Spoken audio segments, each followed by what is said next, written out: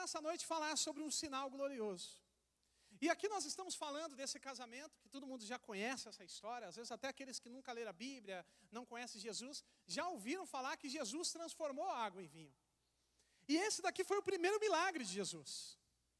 E é interessante isso, porque Jesus fez muitos milagres, milagres bem exuberantes.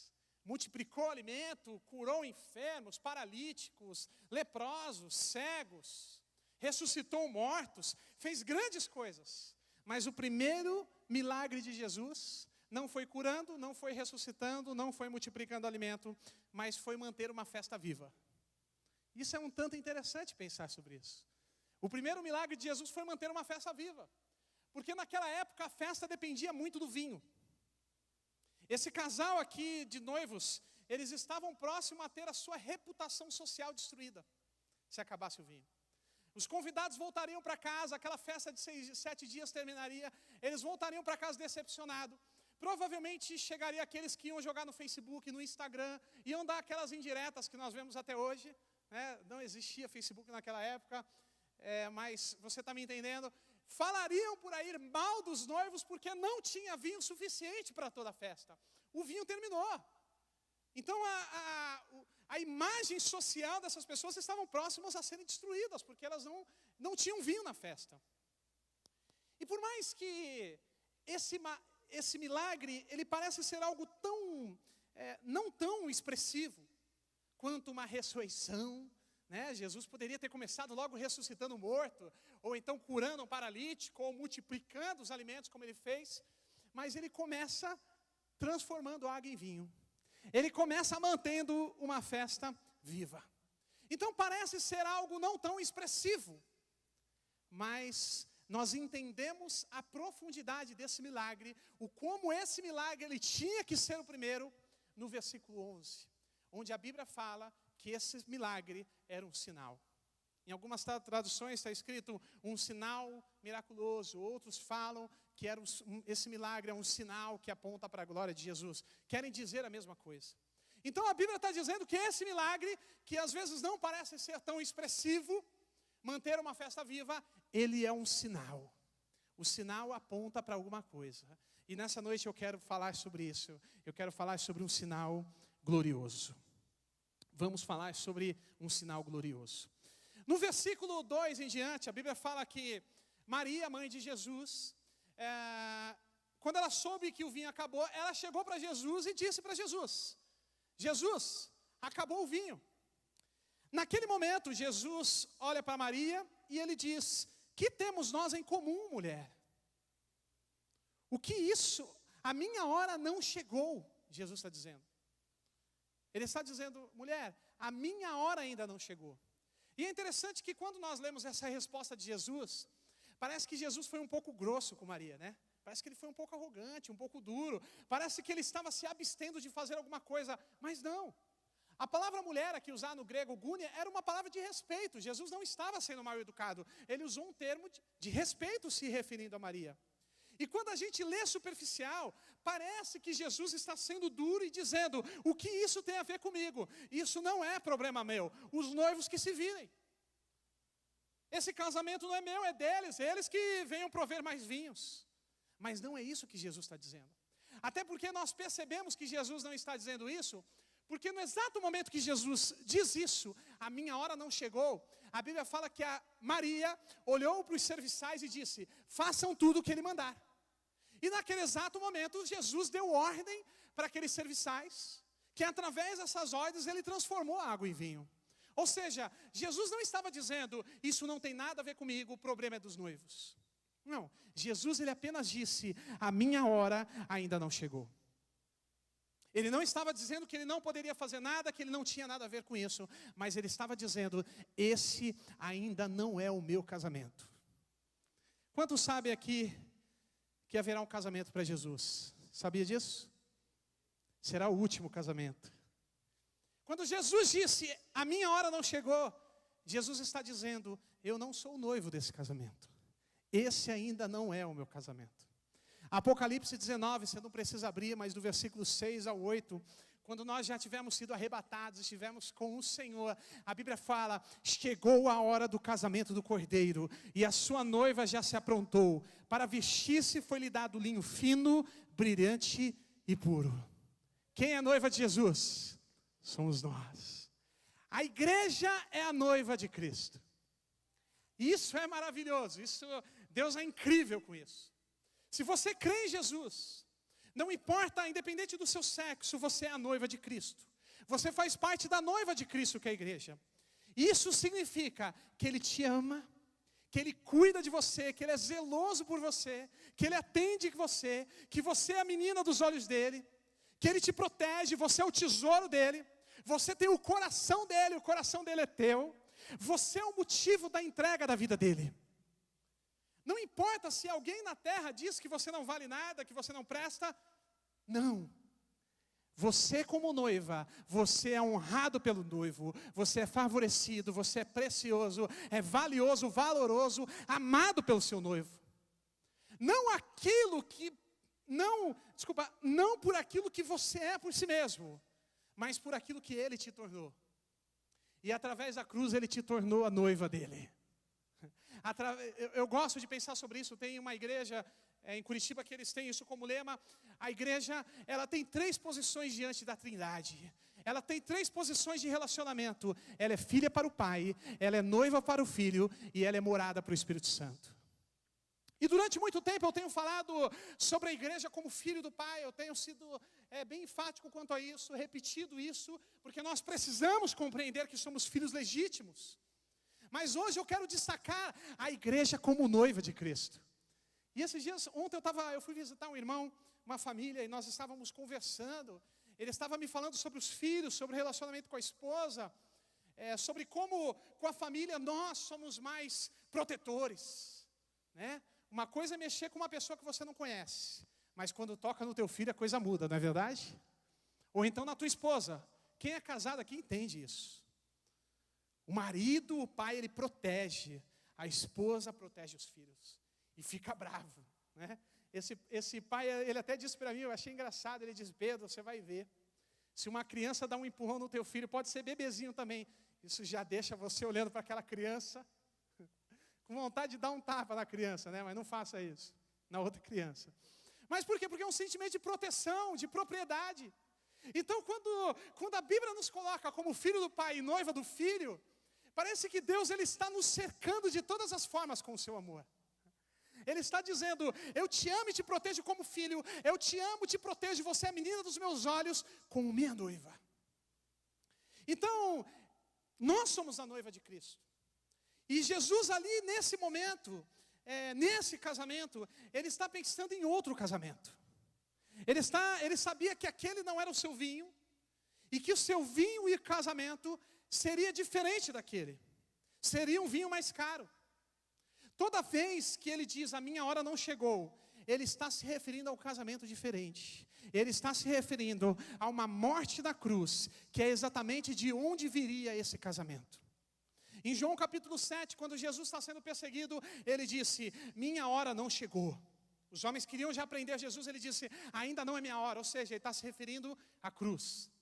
Em João capítulo 8, ele mesmo disse, a Bíblia diz, ninguém o prendeu, porque sua hora ainda não tinha chego. Em João capítulo 13, a Bíblia diz, sabendo Jesus que havia chegado a sua hora. Então em 7 e 8 ainda não havia hora, não era hora de prenderem Jesus, de crucificarem Jesus. Mas no capítulo 13 está chegando essa hora e a Bíblia diz, sabendo Jesus que chegou a hora. O seu casamento viria através da sua morte. O vinho do casamento seria o seu sangue derramado na cruz. E uma coisa que eu gosto muito, e Deus tem me levado a fazer isso, pensando em relação ao propósito de Deus, um dos capítulos que eu mais gosto da Bíblia, 4 capítulos que eu mais gosto da Bíblia, é Gênesis 1 e 2 e Apocalipse 21 e 22. E eu tenho a cada dia tentado estudar, principalmente Gênesis 1 e 2, porque nesses 4 capítulos, nós podemos ver um propósito eterno de Deus. Para mim, são os capítulos mais importantes da Bíblia, porque são os únicos capítulos que não foram manchados pelo pecado. Gênesis capítulo 1 e 2, o pecado ainda não entrou no mundo. É o propósito eterno de Deus se relacionando com um homem e uma mulher num jardim. Em Apocalipse 21 e 22, o pecado, nós já estaremos em um mundo sem pecado. O pecado já saiu do mundo. É o propósito de Deus se relacionando com a sua igreja. E nós podemos ver muitas similaridades, muitos paralelos entre Gênesis 1 e 2, que são os 2 primeiros capítulos da Bíblia, e Apocalipse 21 e 22, que são os 2 últimos capítulos da Bíblia. Em Gênesis 1 e 2, você tem um jardim criado para a comunhão, chamado Jardim do Éden. Em Apocalipse 21 e 22, nós temos uma cidade criada para a comunhão, chamada Nova Jerusalém. Em Gênesis 1 e 2, a árvore da vida está no centro do jardim. Em Apocalipse 21 e 22, a árvore da vida está no centro da cidade. Em Gênesis 1 e 2, Deus está na terra com os homens, comunhão com os homens. Em Apocalipse 21 e 22, Deus está na terra com os homens.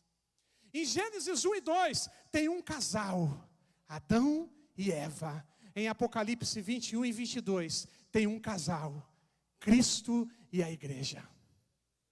Então todo o Antigo Testamento, até Gênesis, a partir de Gênesis, aponta para esse propósito de Deus, de relação de Deus com a sua igreja. Eva foi criada a partir de Adão. A igreja foi criada a partir de Cristo. E me permita aqui usar uma expressão e uma interpretação de um livro chamado Cosmovisão Profética, cujo um dos autores desse livro é o pastor Leandro Vieira, que acho que ele vai estar aqui no Desconecta, né, em julho? Ainda não sabe? Tá, então tá, se Deus quiser. Então deixa eu usar uma expressão aqui, uma interpretação desse texto, desse livro. Adão é a primeira figura de Cristo nas Escrituras. A Bíblia coloca Adão como a primeira figura de Cristo nas Escrituras. Adão foi criado por Deus e colocado no Éden para cultivar o jardim, para guardar o lugar de comunhão entre Deus e o homem. Porém, todos os animais do jardim, ele já tinha uma companheira. Ele já não encontrava ninguém que fosse a sua semelhança. A Bíblia fala que Adão deu o nome para os animais, todos os nomes dos animais, e dentre aqueles animais não tinha ninguém a sua imagem e semelhança. O próprio Deus, ele viu que isso não era bom para o seu filho. Então Deus proveu uma mulher para Adão. Deus coloca Adão em um profundo sono. E presta atenção numa coisa, Eva já estava em Adão. Eva estava em Adão. Deus coloca Adão em profundo sono e Deus proveu uma mulher para Adão.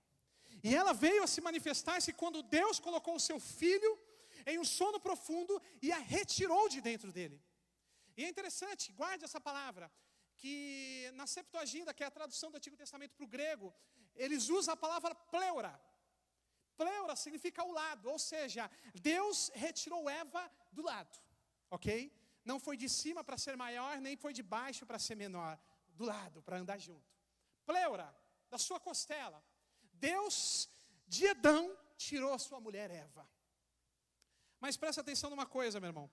Em 1 Coríntios, você não precisa abrir, no capítulo 15, versículo 45, Paulo fala que Jesus, chama Jesus de último Adão.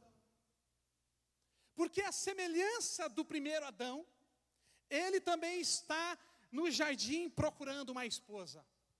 Ele andou pela face da terra procurando uma esposa, dando nome para as coisas. Lembra que Adão fez isso? Ele deu nome para as coisas. Jesus também deu nome para as coisas. E quando alguém dizia adúltera, Jesus mudava o nome e ele dizia assim, potencial para ser minha noiva. Quando o mundo dizia drogado, Jesus dizia potencial para ser minha noiva. Quando o mundo dizia pecador, Jesus dizia potencial para ser minha noiva. Quando o mundo dizia maldito por causa de uma cegueira, Jesus dizia potencial para ser a minha noiva. Ele mudou o nome das coisas. Aleluia, você pode aplaudir a Ele por isso. Mas presta atenção numa coisa, meu irmão. Quando Jesus subiu na cruz, foi levantado na terra, e Ele disse, Pai, está consumado. Em outras palavras, Ele estava dizendo, eu organizei o jardim, eu dei o nome certo para as coisas, mas eu não encontrei ninguém semelhante a mim. Eu não encontrei ninguém à minha imagem. Ninguém semelhante a mim. E de forma figurada, imagina isso comigo. A Bíblia fala que Jesus morreu naquela cruz. O pai disse para o filho, dorme um pouquinho, filho. Você lembra do último que dormiu, que nós vimos? Adão. Dorme um pouquinho, Jesus dormiu.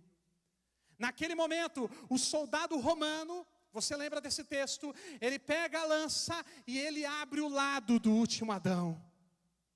Ele abre o lado. Esse lado, sabe qual é o termo usado do lado onde Jesus é perfurado? Pleura.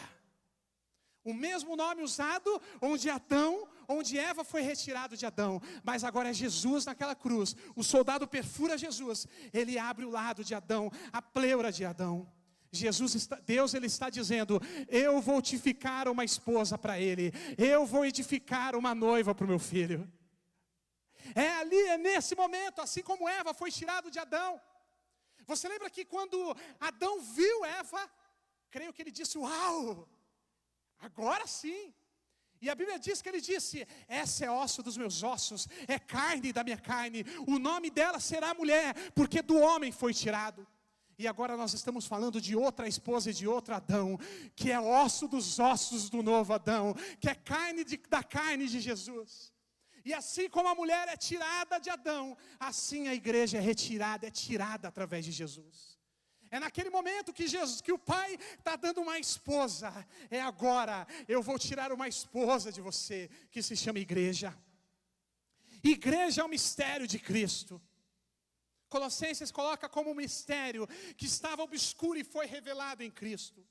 Por isso nós somos chamados de corpo de Cristo, porque nós somos carne da sua carne e osso dos seus ossos. Dele fomos tirados, e tudo o que o mundo pode ter de Jesus está em nós. Está em nós. Nós somos a noiva do Cordeiro. Ele te ama como noiva. E presta atenção, meu irmão. Se você é noiva de Cristo, você é amado por Ele, você é precioso para Ele, você é valoroso para Ele, você é a menina dos olhos dEle. Ele te protege, Ele te ama, Ele cuida de você, Ele zela por você. Não porque você é uma pessoa má ou uma pessoa boa, mas porque você foi tirado dEle. Porque você foi preparado para Ele, tirado dEle e preparado para Ele. Então, meu irmão, quando o diabo tentar trazer algum tipo de culpa e condenação contra você, você fala para ele, eu sou filho do Pai, eu sou a noiva do Filho. Eu sou amado como filho pelo Pai, eu sou amado como noiva pelo Filho.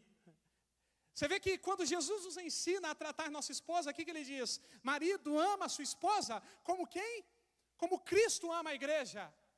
Por quê? Porque Cristo ama a igreja como noiva. Como o marido tem que amar perfeitamente a esposa. E ele diz, ame da mesma forma. Porque a igreja é noiva de Cristo. Quando a tentação vier contra a sua vida, você lembre-se disso. E diga para ela, eu sou filho de um Pai Santo. Eu sou noiva de um Filho Santo. É isso que somos em nome de Jesus.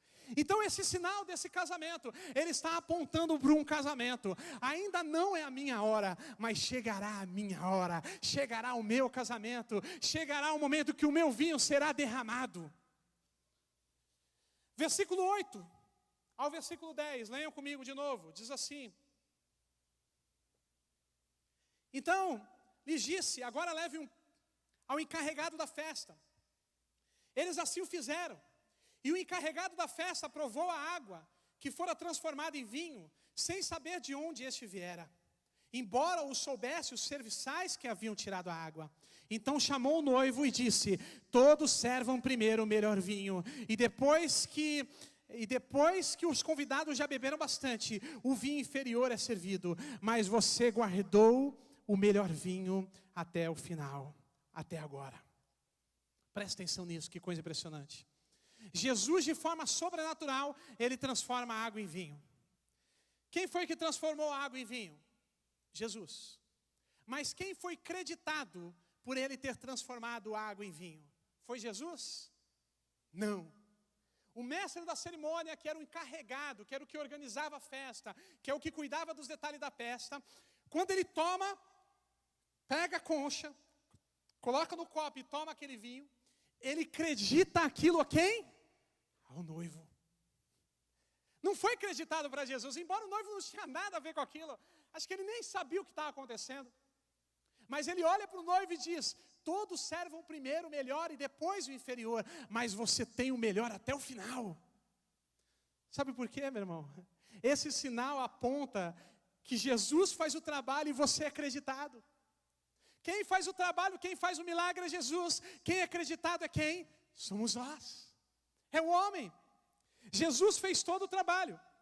Ele voluntariamente deixou a perfeição e veio ser manchado pelo pecado.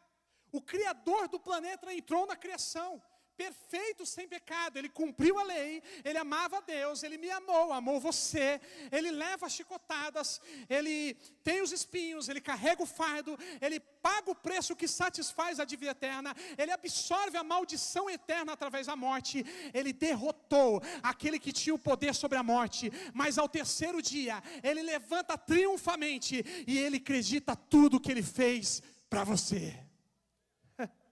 Ele vence tudo, ele sofre tudo, ele vence tudo. E tudo foi acreditado na sua conta em nome de Jesus. Esse sinal aponta para que o que Jesus fez, onde nós fomos creditados por ele. Versículo 8 ao 10. A Bíblia também fala sobre, e eu quero pensar sobre isso com vocês, sobre como aconteceu esse milagre. Quando aconteceu esse milagre? Aqueles servos estavam tirando água, e não era muita água, porque na verdade o texto fala que Jesus mandou encher 6 potes de pedra.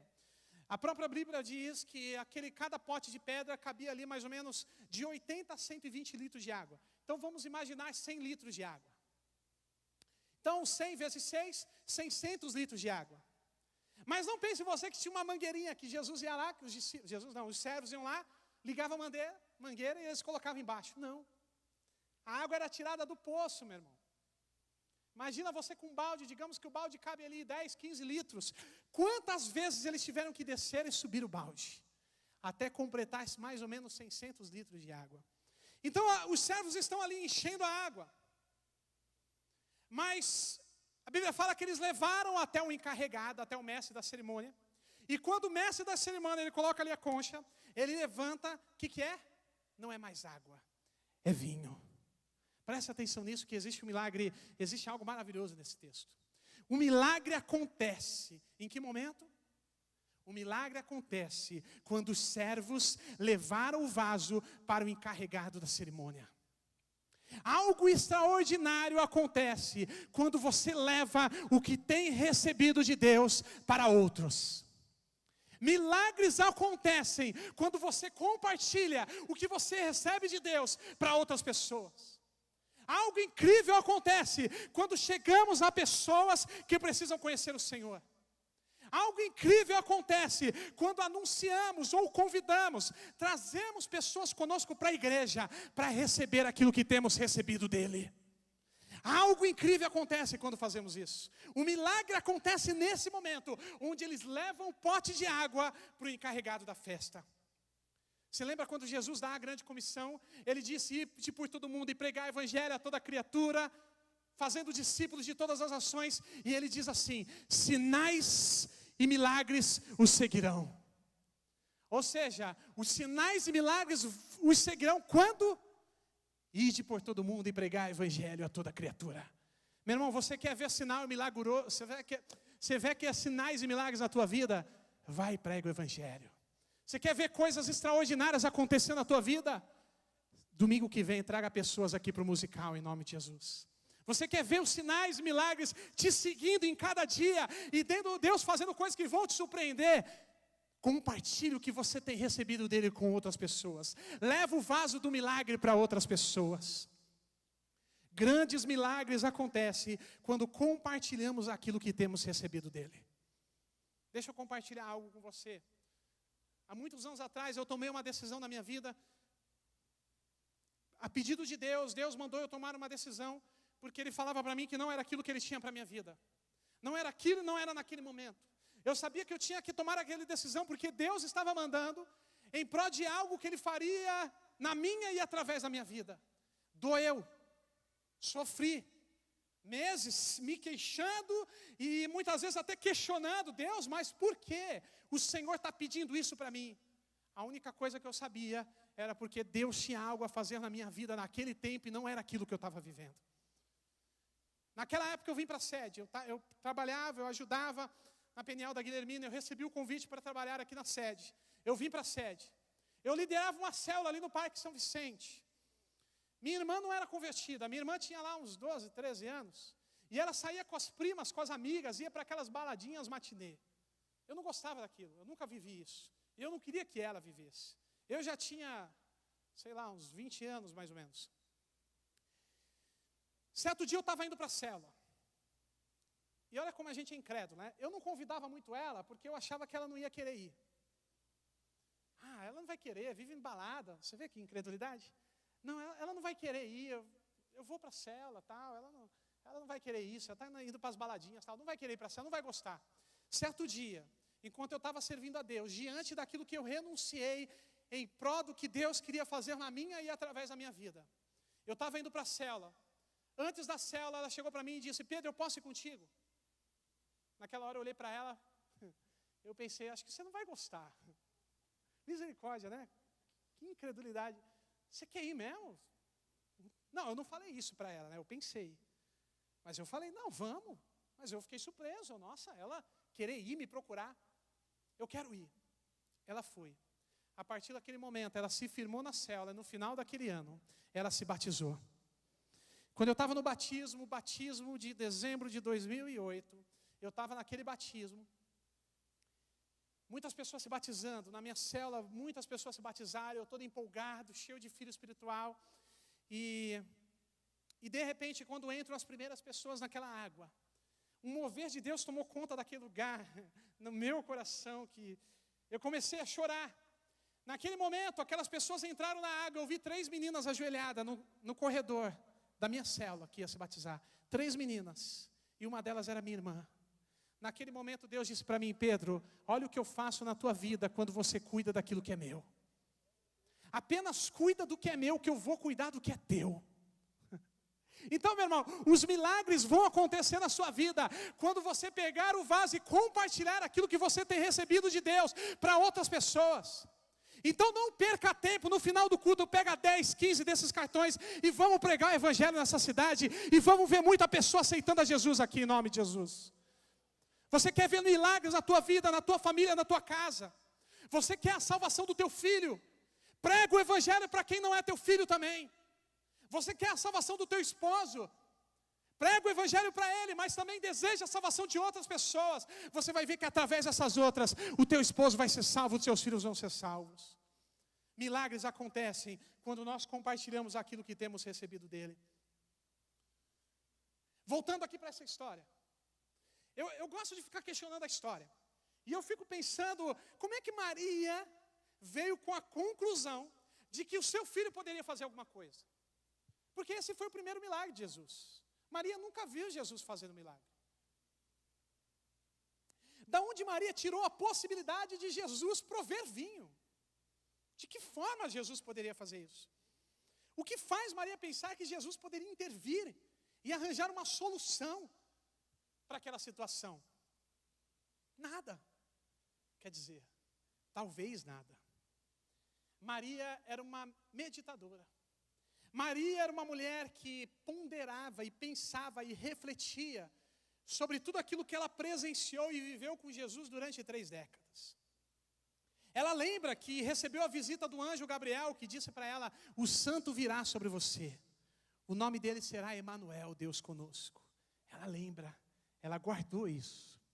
Maria lembra que quando ela foi na casa da sua prima Isabel, que estava grávida de João Batista, quando ela entra na casa de Isabel, a Bíblia fala que o bebê João Batista, ele saltou no útero de Isabel. Isabel foi cheia do Espírito Santo naquele momento e disse para ela, bendita é entre as mulheres e bendito será o teu filho. Ela profetiza. Maria, o que ela fez? Ela guardou. Tudo que ela ouvia e recebia da parte de Deus, as promessas de Deus, ela guardava, ela meditava.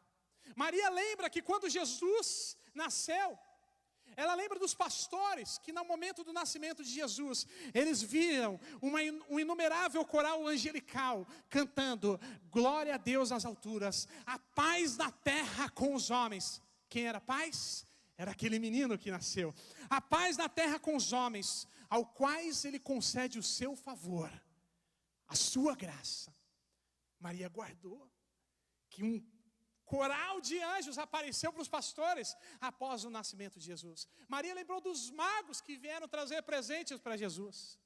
E no capítulo 2 de Lucas, no versículo 19, diz que Maria ponderou sobre todas as coisas. Maria meditou sobre eles, sobre cada acontecimento. Ela mastigou tudo aquilo que ouviu por 3 décadas.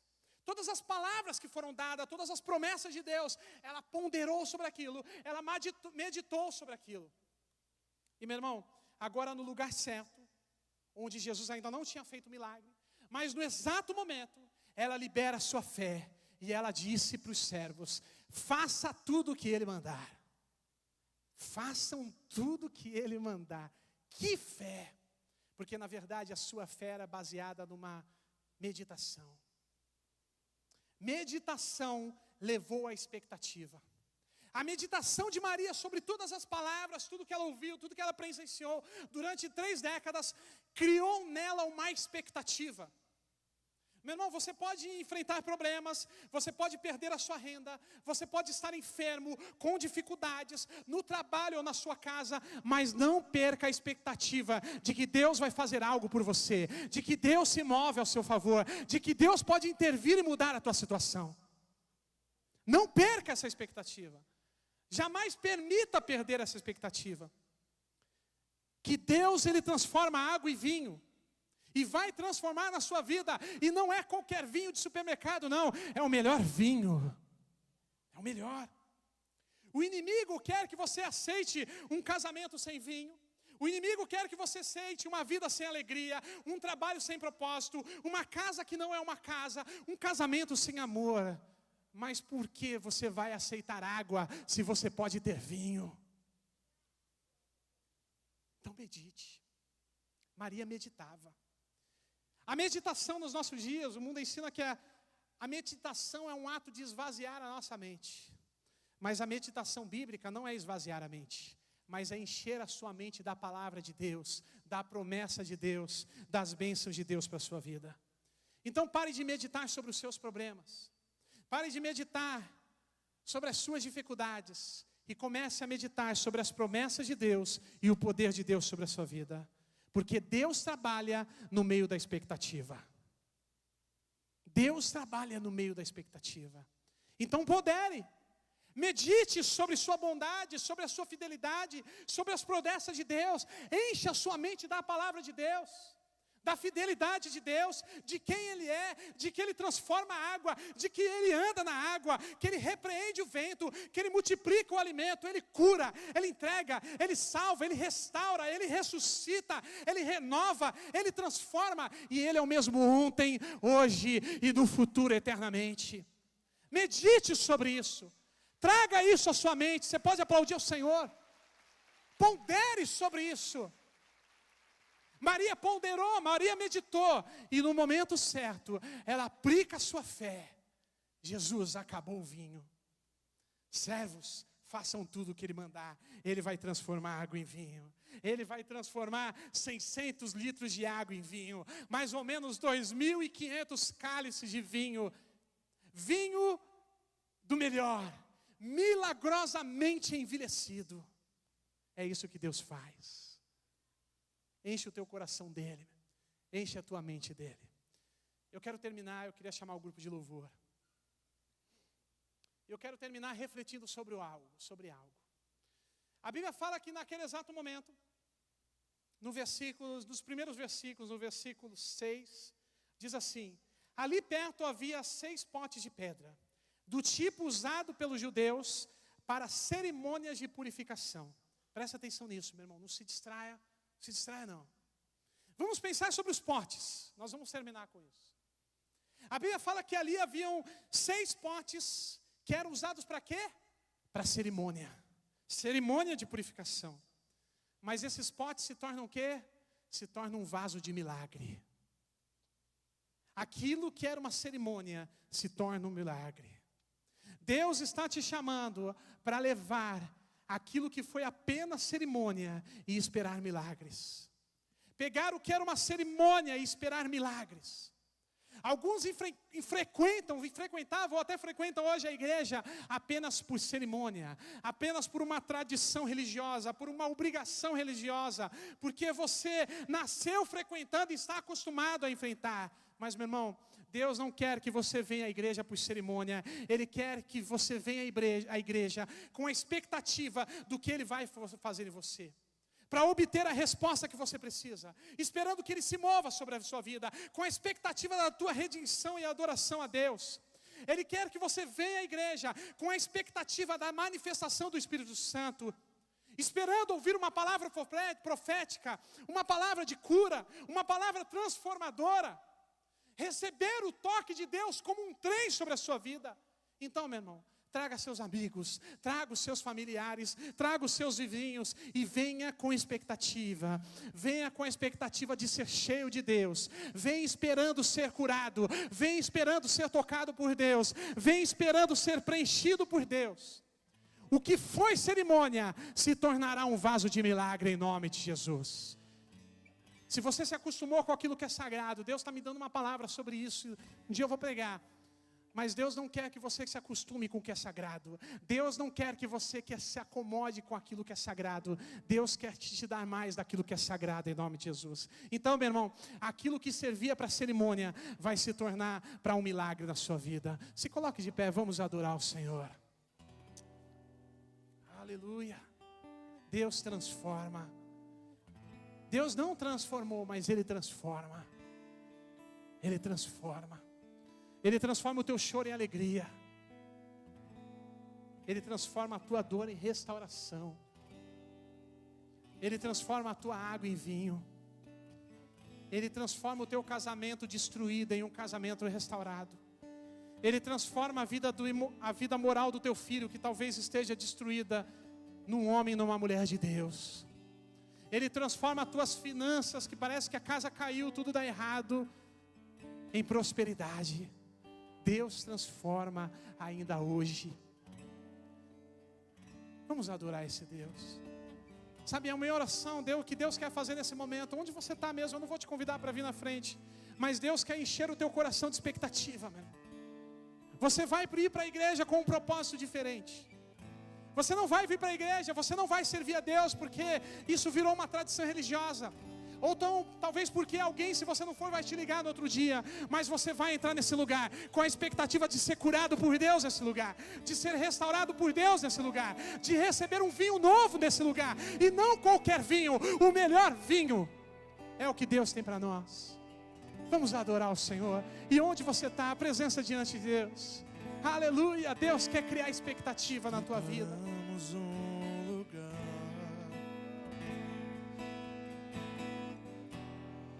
para que tu venhas reinar.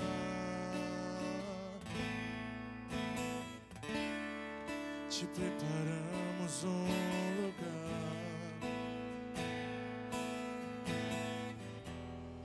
para que tu possas desfrutar. Apagam-se as luzes que estão sobre o homem. Somente tu mereces brilhar. Apagam-se as luzes que estão sobre o homem. Somente tu mereces brilhar.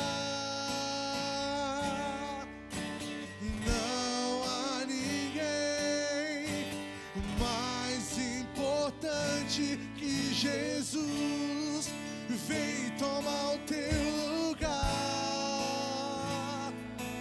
Oh, toma o teu lugar, Senhor Jesus, vem tomar o teu lugar. Toma o teu lugar, toma o teu lugar.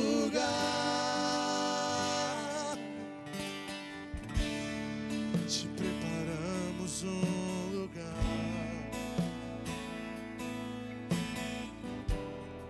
para que tu venhas reinar. te preparamos um lugar, te preparamos, Senhor, para que tu possas desfrutar. Apagam-se as luzes que estão sobre o homem, somente tu mereces brilhar. Apagam-se as luzes que estão sobre o homem, somente tu merece brilhar. Não há ninguém mais importante que Jesus. Vem tomar o teu lugar. Vem tomar o teu lugar, Senhor Jesus. Vem tomar o teu lugar. Toma o teu lugar. Toma o teu lugar, Senhor Jesus. Vem tomar o teu lugar. Vem, Senhor, vem, Senhor. Toma o teu lugar, Senhor Jesus. Vem tomar o teu lugar. Toma o teu lugar. Toma o teu lugar.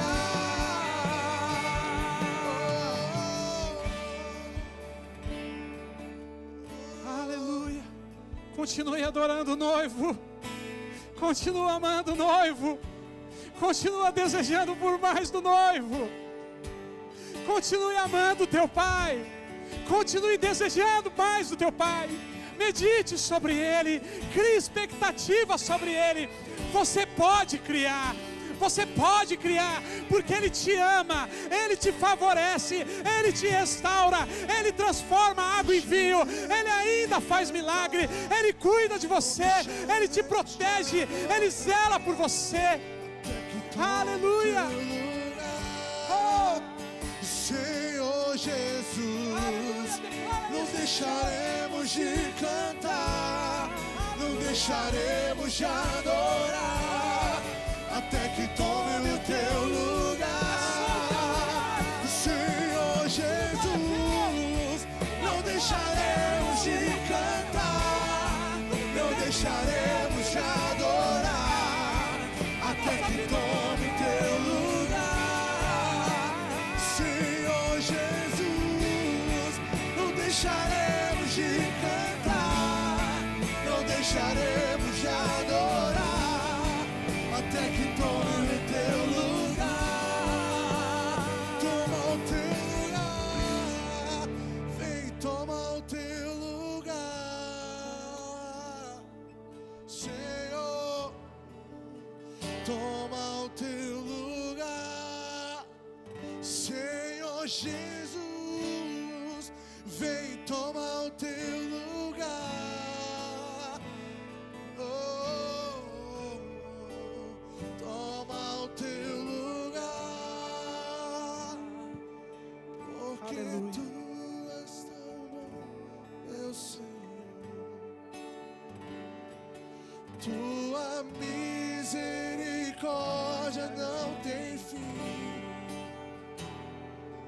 porque tu és tão bom, meu Senhor. Tua misericórdia não tem fim. Declare, porque tu és tão bom. Porque tu és tão bom, meu Senhor. Tua misericórdia não tem fim, porque tu és tão rei pra sempre,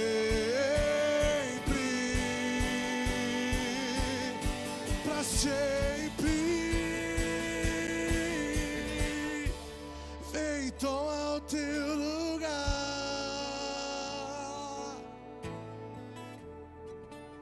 toma o teu lugar, Senhor Jesus, vem tomar o teu lugar.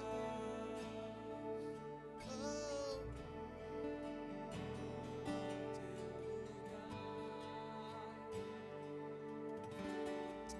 Sabe, Deus nessa noite, Ele está enchendo a sua mente dEle, o seu coração dEle. Tudo que você tem, tudo que você vai fazer, você vai perceber que vai girar em torno de Deus. Deus vai criar uma expectativa, e eu creio que nessa semana Deus vai fazer grandes coisas na sua vida. Sinais e milagres te seguirão, a água se tornará o vinho. Mas presta atenção, eu quero dizer isso para algumas pessoas que Deus está colocando no meu coração. Tem situações que a gente passa na vida, tem dor que a gente passa na vida, que parece que você não consegue ver a água se tornando em vinho. Talvez você esteja ouvindo eu dizer isso para você, mas você está pensando: a minha água não pode ser transformada em vinho, a minha dor não pode ser tirada, eu não tenho mais saída. Presta atenção numa coisa, eu não sei o que se aplica na tua vida isso, meu irmão, mas a água que é derramada dos teus olhos, essa água que talvez hoje, talvez a perda de alguém querido, ela não pode ser tornada em vinho, ela não pode ser saurada em vinho. Mas deixa eu te dizer uma coisa, ela vai se tornar vinho para outras pessoas. O que eu quero dizer é que através da tua cura, você vai ser instrumento de cura para outras pessoas. O que eu quero dizer é que através da água que jorra dos teus olhos, vai ser vinho para outras pessoas. E sinais e milagres te seguirão. Deus vai te usar de uma forma como Ele nunca te usou. Deus vai fazer de uma forma que você nunca viu fazer. E você vai dizer para Deus: Senhor, antes da dor, antes de tudo, eu te conhecia de ouvir falar, mas hoje os meus olhos te veem, os meus olhos te veem. Aleluia. Yeah. Toma o teu lugar, Senhor. Toma o teu lugar.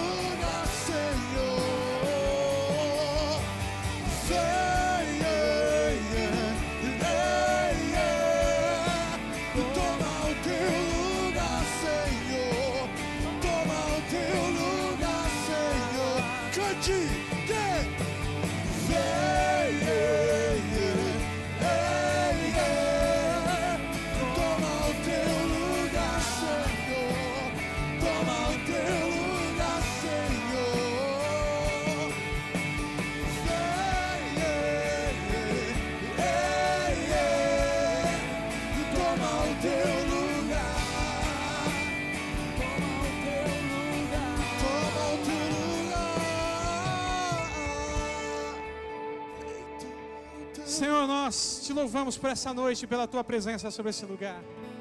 Te louvamos porque nós temos a plena convicção de que nós temos um Deus que faz milagre hoje. Nós temos um Deus que não morreu e está morto, mas Ele morreu e ressuscitou. E hoje Ele vive, hoje Ele transforma a água em vinho, hoje Ele transforma o choro em alegria. Pai, em nome de Jesus, nessa noite nós recebemos toda a Tua palavra, as Tuas promessas, tudo aquilo que o Senhor tem para nós. Assim como Maria, nós queremos meditar em cada palavra, em cada profecia, em cada promessa, que o Senhor venha criar uma expectativa. E nós declaramos em nome de Jesus uma semana abençoada, uma semana de portas abertas, uma semana que nós veremos a água se tornando em vinho, a dor se tornando em alegria, uma semana de restauração, uma semana que nós passaremos ao lado do nosso noivo, grudado ao nosso noivo, desfrutando da presença do nosso noivo. Pai, abençoa a Tua igreja, nos dê uma semana poderosa na Tua presença, que o Senhor nos leve para as nossas casas em paz, em segurança, nos guardando de todo mal, que o Senhor nos surpreenda essa semana, nos enche de Ti essa semana. Semana que vem nós estaremos nesse lugar e nós cremos, nós traremos amigos, vizinhos, familiares para conhecer o Teu amor, e sinais e maravilhas nos seguirão, em nome de Jesus. Aleluia.